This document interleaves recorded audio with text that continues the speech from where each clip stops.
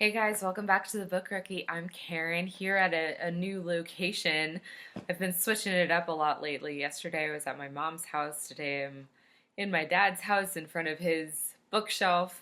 So this is not my bookshelf. I do not read about real estate development. So yeah, today we're going to be doing a haul video. I buy too many books, guys. I have a serious problem and I will tell you guys about it in future videos, but today we're going to do a haul from literally just these past 2 days. It hasn't even been a full weekend, guys, and I've already got 15 books. So I'm going to start with the books that I got from a local bookstore called Eagle Eye Bookstore. I got three, if I can pick them up. Got three books from there. The first book I got is Zealot by Reza Aslan. This is Zealot, The Life and Times of Jesus of Nazareth. I'm hoping that this is a very non-biased biography about Jesus, and I'm really excited to get to this because it seems like we don't know a whole lot about Jesus between when he was born and then when he was an adult, so I'm hoping that this will kind of like fill in the gaps for me. The next book that I got is M Train by Patti Smith. From what I understand, this is her second memoir. She is the winner of the National Book Award, and this book follows her as she kind of rediscovers all of the cafes and bookshops that she worked in throughout her life. And so it's kind of like a bookish and a coffee-esque odyssey for Patti Smith. That was a really bad way of describing this, but I'm really excited to read this. I own Just Kids, but I have not read it, but I couldn't resist picking this up. It was only $4.99, and I got a used copy, which is actually pretty good considering that this only came out in 2015. The next book that I got is The Darkest Child, a novel by Delores Phillips. This book I actually originally saw on Acacia Ives' channel. She has been very good about trying to read more African American authors, and she read this book last summer, I believe, and this book just sounded intriguing to me. So it says, set in rural Georgia in the 1950s, a time when the opportunities for African Americans were unimaginably different. This is the story of a mother who cannot distinguish love from possession, and a daughter, her darkest child, who longs for a better life. So it's literally a study about colorism and racism in rural Georgia, so I thought I would pick this up. I'm intrigued both as a person of color and as a resident of Georgia. So the next book I got is Utopia by Thomas More. This is literally a book about a fictional island with a utopian government. So I've never read this. I've only read about it in high school, and so I'm going to be interested to see exactly what kind of references are made in here and what kind of statements are made about government in here. Next up is The Mimic Men by V.S. Naipaul. V.S. Naipaul is an author from Trinidad and Tobago, so he and I share Caribbean roots. This book is about, according to Goodreads, it's about a colonial man living in a post-colonial world. So it also says, we pretended to be real, to be learning, to be preparing ourselves for life. We mimic men of the new world. So I really like this cover. I'm going to be interested. It seems like we're on a historical fiction kind of kick today so far. So let's see about this. Next up is The Dogs of Babel by Carolyn Parkhurst. So this book is about a man who is trying to understand the death of his wife, and the only being who witnessed her death was his dog. And so it says that it is written with a quiet elegance and a profound knowledge of love's hidden places.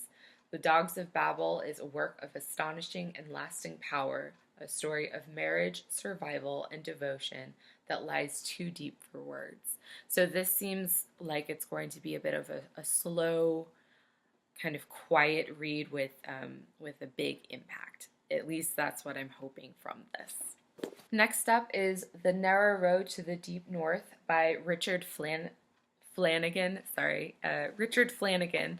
This book is about a prisoner of war traveling from Japan to his native Australia, moving deftly from a Japanese POW camp to present-day Australia, from the experiences of Jericho Evans and his fellow prisoners to that of the Japanese guards.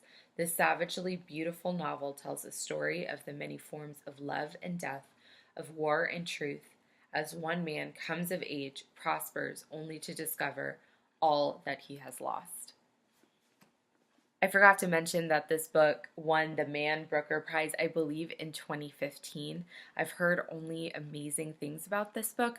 I actually own this on Audible already, but I thought I would get a physical copy because I see this being a good one. Next up is American Pastoral by Philip Roth. This is another book that I've seen everywhere. I've heard great things about it. So this is a story about Swede Lvov, a legendary athlete who essentially has lived out the American dream. And everything is going well for him in his life until he and his family move into a stone house out in the countryside, and basically it sounds like his daughter begins to act out in political terrorism. It sounds like it's going to be a statement about America today and the split between America, the America that we want to be, and the America that we actually are. Next up, I got two books from T.S. Eliot. The first is T.S. Eliot, The Wasteland and Other Poems. I don't really know anything about The Wasteland, but I've heard about it, so I thought I'd pick this up. The second book I got is T.S. Eliot, Murder in the Cathedral. This is a play, so I'm guessing that this will be a good one. I didn't do any reading about this one before this, but I'm guessing that it is about a murder in the cathedral, so I'll let you guys know about this one. Last up, I got 4 novellas that I'm going to consider reading in my novella-thon. I'll link the announcement video below. The first book I'm counting as a novella, it's John Eagle Expeditor, The Deadly Cyborgs. This was literally a cover and a title by.